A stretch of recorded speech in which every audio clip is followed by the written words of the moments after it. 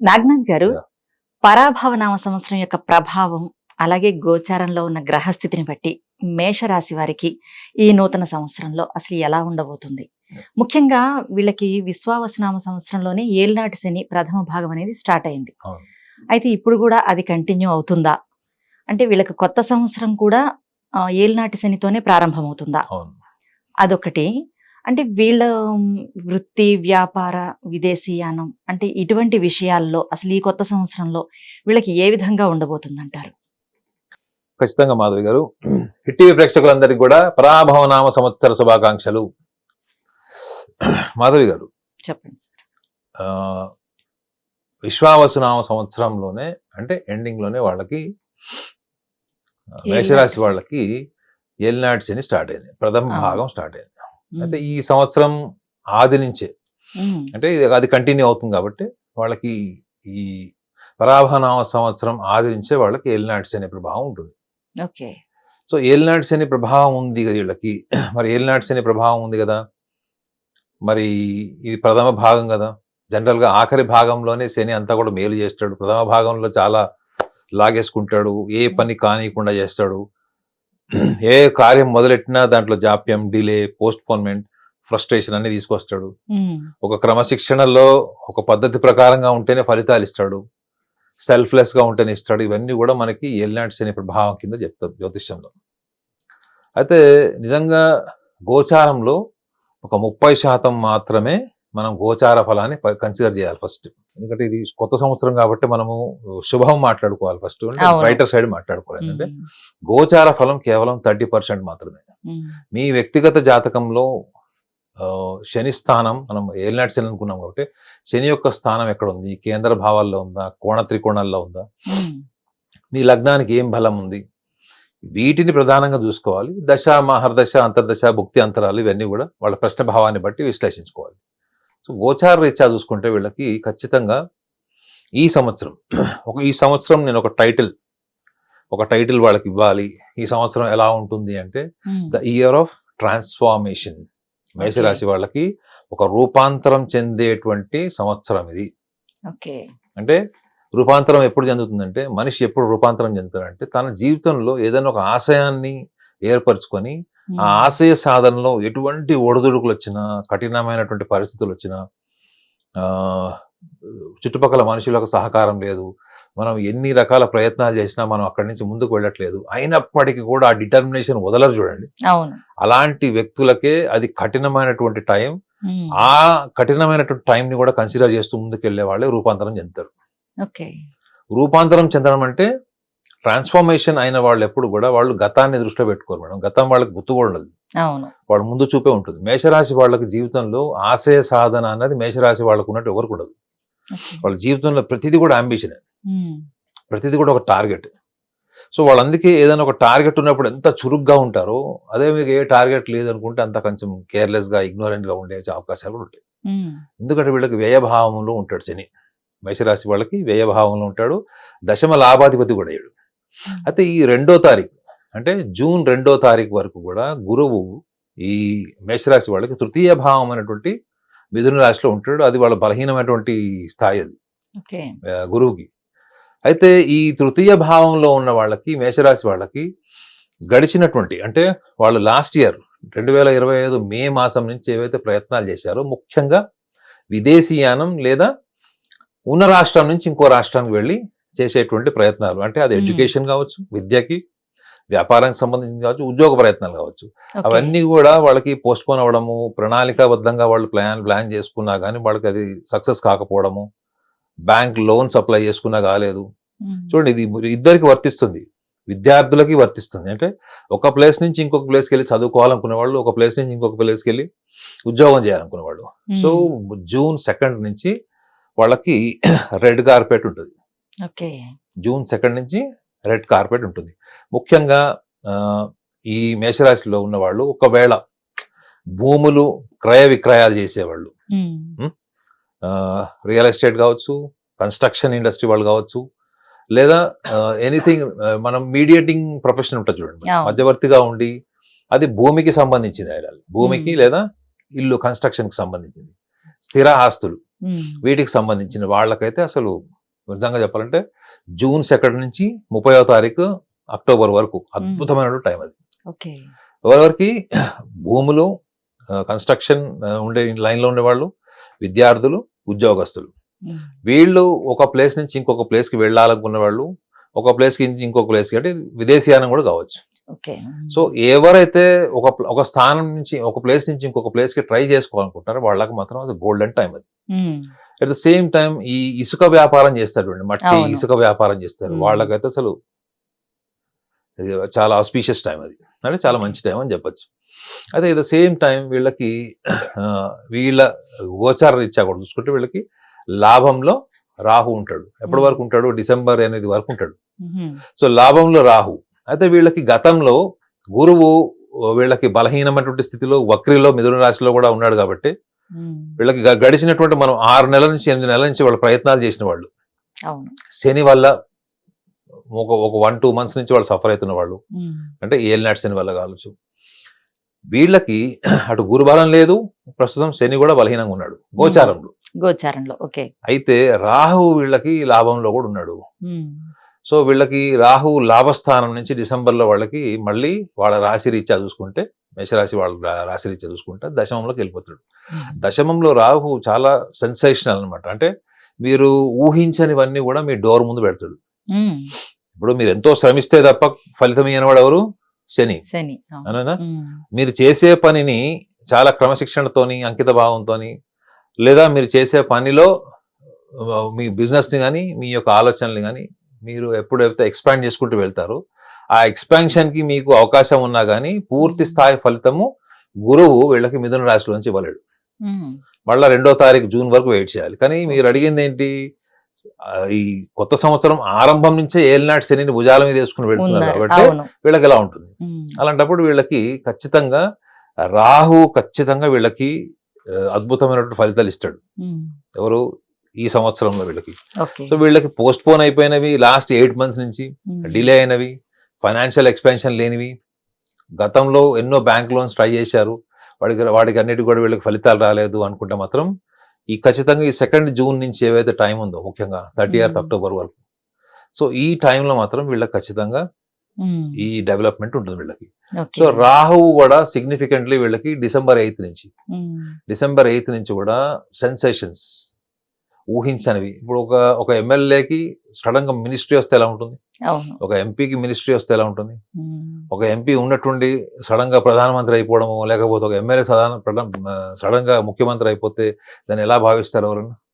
అంటే మీరు ఊహించండి, ఎక్కువ కష్టం లేకుండా తక్కువ కష్టంతో మీరు ఎక్కువగా వాటి మీద బాగా మనసు పెట్టుకున్నప్పుడు మీ భావం ఏదైతే ఉంటుందో దాన్ని బలంగా పట్టుకుంటుందో అలాంటి వాళ్ళందరికీ కూడా రాహు ఫలితాలను ఇస్తాడని జ్యోతిషంలో ఉంటుంది. సో రాహు యొక్క ఫలితం మీరు 100 సార్లు ప్రయత్నం చేస్తే రానిది కూడా 4 ప్రయత్నాల్లో వచ్చేస్తాడని రాహు జ్యోతిషంలో ఉంటుంది.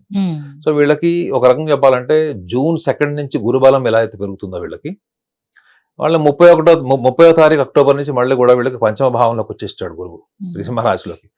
డిసెంబర్ 8వ తారీఖు నుంచి మళ్ళీ రాహు కూడా వీళ్ళకి మకరంలోకి వస్తాడు.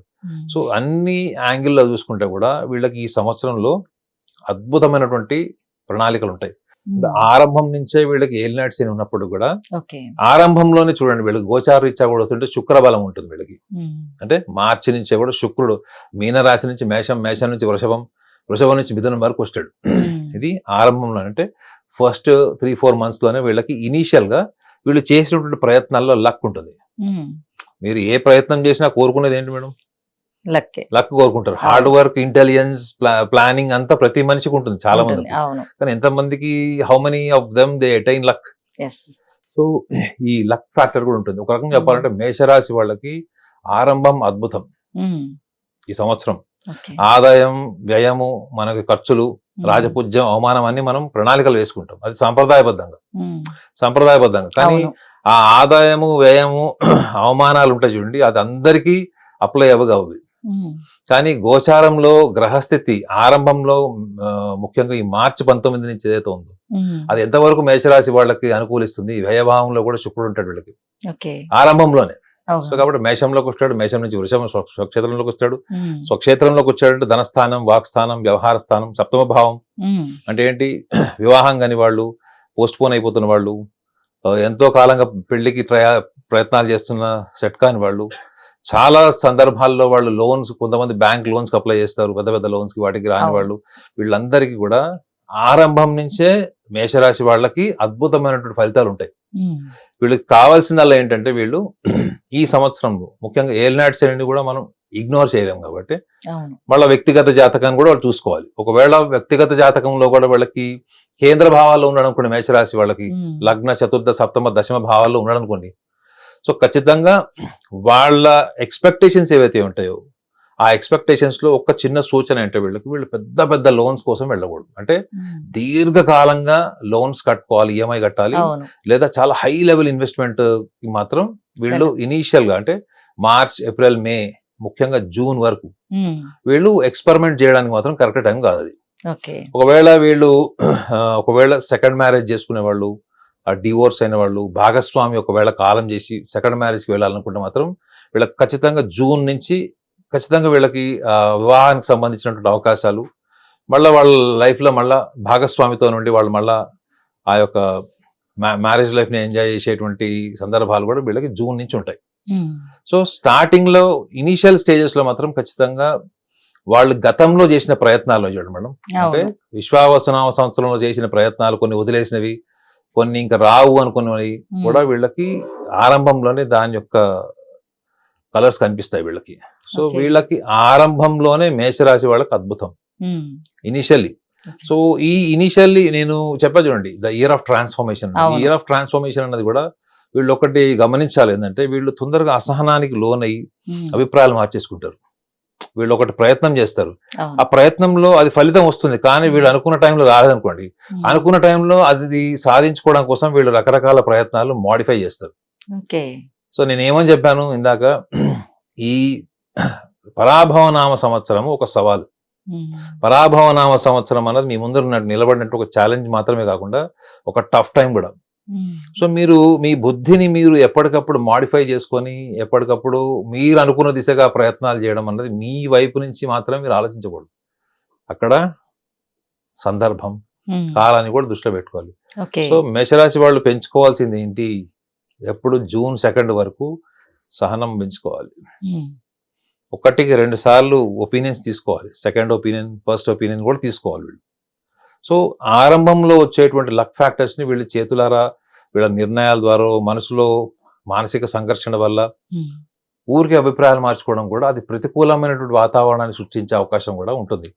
సో కాబట్టి ఓవరాల్ గా వీళ్ళకి ఈ సంవత్సరం మాత్రం అద్భుతమే అని చెప్పాలి. The year of transformation, the year of sensations. sensations. So వీళ్ళు Okay. ఊహించని ఫలితాలను కూడా విద్యార్థులకి ఉమ్, ముఖ్యంగా చెప్తున్నాను, విదేశాల్లో చదువుకోవాలనుకున్న వాళ్ళు, లేదా ఒక రాష్ట్రం నుంచి ఇంకో రాష్ట్రానికి వెళ్ళాలనుకునే వాళ్ళు, విద్యార్థులకి, ఉద్యోగస్తులకి, భూమి ఉమ్, లేదా కన్స్ట్రక్షన్ ఇండస్ట్రీలో ఉన్నవాళ్ళు, భూమిని అమ్మేవాళ్ళు, ఇసుక వ్యాపారం చేసేవాళ్ళు, మట్టి వ్యాపారం చేసేవాళ్ళు, ఈవెన్ బంగారం వ్యాపారం చేసేవాళ్ళు, okay. వీళ్ళందరికీ చూడండి మీరు ఆరంభం నుంచి ప్లస్ జూన్ 2 నుంచి ఉమ్, అద్భుతమైన ఫలితాలు వస్తాయి. ఓకే, విదేశీ అన్న వారికి ఎలా ఉంటుందండి? ఖచ్చితంగా విదేశాలకు వెళ్ళాలనుకునే వాళ్ళు ఉమ్, గతంలో విపరీతంగా ప్రయత్నాలు చేశారు కానీ కాలేదు, అవును, బ్యాంక్ లోన్స్ ప్రాబ్లమ్స్ వచ్చినాయి, వీసా ప్రాబ్లమ్స్ వచ్చినాయి, ఉమ్, వీసా వచ్చి అక్కడికి వెళ్ళిన తర్వాత జాబ్ రావట్లేదు, డిలే అవుతున్నాయి, ఒక కంట్రీ నుంచి ఇంకో కంట్రీకి ఎక్స్పెరిమెంట్ చేయాలనుకున్నారు, ఉమ్, ఖచ్చితంగా వీళ్ళకి సక్సెస్ఫుల్ ఇయర్ ఇది. Okay, okay sir. అయితే మేషరాశి వారికి ఏదైనా కష్టం వచ్చినా లేదా ఏదైనా నష్టం వాటిల్లినా వీరి ఆ కష్టకాలాన్ని ఎటువంటి బుద్ధి బలాన్ని ఉపయోగించి అధిగమించాలంటారు? బుద్ధిబలం అన్న పదం వాడారా? అవును. అఫ్ కోర్స్, ఎందుకంటే మేషరాశి వాళ్ళకి వాళ్ళ సమస్య అది మేడం. ఉమ్, అపారమైన తెలివితేటలు, మేధస్సు, ఊహాశక్తి, గొప్ప లక్షణాలన్నీ మేషరాశి వాళ్ళకు ఉంటాయి. ఓకే, కానీ లేనిది ఏంటంటే సహనం లేదు. ఉమ్, చిన్న చిన్న విషయాలకు కూడా అసహనానికి లోనైపోయి వీళ్ళకి ప్రెగ్నెంట్ ఆఫ్ థాట్స్ అంటారు. ఉమ్, అంటే వీళ్ళు అవును, ఒక పని చేసేటప్పుడు గర్భిణీ స్త్రీ లాగా అనమాట. అంటే ప్రెగ్నెంట్ ఆఫ్ థాట్స్ అంటే ఒక పని చేసేటప్పుడు మనకి 10 ఆలోచనలు ఉండొచ్చు, 4 ఆలోచనలు, వీళ్ళకి 100 ఉంటాయి. సో అది ఎప్పటికప్పుడు ఇంప్లిమెంట్ చేస్తూనే ఉంటారు, రెస్ట్లెస్ ఉంటారు వీళ్ళు. ఉమ్, దీనివల్ల ఏమవుతుందంటే వీళ్ళకి విజన్ పోతుంది మేడం, అంటే దూరదృష్టి తగ్గిపోయి కేవలం తాత్కాలికంగా అప్పుడు మనం ఏం చేస్తున్నాం అన్న దాని మీద వాళ్ళ ఎనర్జీ అంతా ఫోకస్ అవ్వడం వల్ల రేపొద్దున ఏం జరగబోతుంది ఆ డిస్టెన్స్ ఆఫ్ థింకింగ్ తగ్గిపోయి రాబోయేటటువంటి కష్టకాలము లేకపోతే రాబోయేటటువంటి నష్టాన్ని వీళ్ళు ముందుగానే అంచనా వేయడంలో ఈ లక్షణం వీళ్ళకి పెద్ద సమస్య అవుతుంది. సో అందుకే చెప్పా కదా, వీళ్ళు ఎప్పుడు second opinion, third opinion. Of course ఒక 40 ఏళ్ళు దాటిన వాళ్ళు, 50 ఏళ్ళు దాటిన వాళ్ళలో ఎంతో అంత సహనం, సూక్ష్మ దృష్టి ఉంటుంది. బట్ మేషరాశిలో ఉన్నవాళ్ళు ముఖ్యంగా ఈ జీవితంలో ఏదైనా సాధించాలి, ఒక టార్గెట్ గోల్ అనుకున్నప్పుడు దానికోసం నిజాయితీగా కష్టపడడం వాళ్ళ యొక్క లక్షణం. అది ఎవరి మీద డిపెండ్ కూడా కారు. వాళ్ళు సలహాలు తీసుకుంటారు కానీ హార్డ్ వర్క్ వాళ్ళు చేస్తారు. కానీ ఇక్కడ ముఖ్యంగా ఈ సంవత్సరంలో వాళ్ళు చేయకూడదు ఏంటంటే ఫ్రీక్వెంట్గా ఒపీనియన్స్ మార్చుకోకూడదు. అభిప్రాయం ఎంతవరకు మార్చుకోవాలి అన్నప్పుడు ఆ అభిప్రాయం మార్చుకునే దాని యొక్క పరిణామాలు, తీవ్రత వీళ్ళకి అర్థమైంది మాత్రమే కాకుండా ఎదుటి వాళ్ళ కోణాన్ని, సందర్భాన్ని కూడా దృష్టిలో పెట్టుకొని నిర్ణయాలు తీసుకుంటే బాగుంటుంది.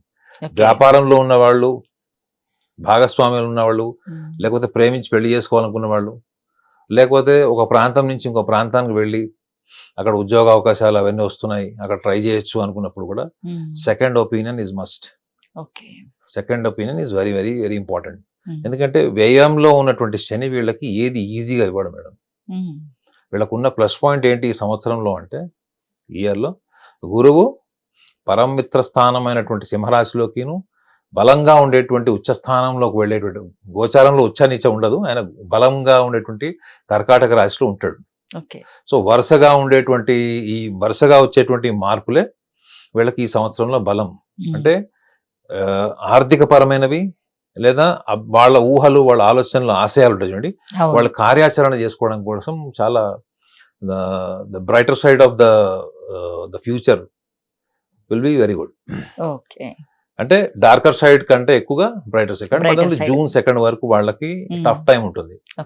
లాస్ట్ 8 months నుంచి వాళ్ళు ఏవైతే ఎఫర్ట్స్ పెట్టారు ఆ ఎఫర్ట్స్ లో వాళ్ళకి రిజల్ట్ వచ్చిందా లేదన్నది ఈ యొక్క విషయంలో చూసుకోండి. మీరు ఎందుకు డిలే అయ్యారు, మీకు ఎందుకు పోస్ట్ పోన్మెంట్ జరిగింది, మీరు ఎందుకు గతంలో మీ ప్రణాళిక వర్కౌట్ కాలేదంటే కేవలం ఒకటి రీజన్ ఏంటంటే వీళ్ళకి స్థిరత్వం, బుద్ధి స్థిరత్వం ఉండదు.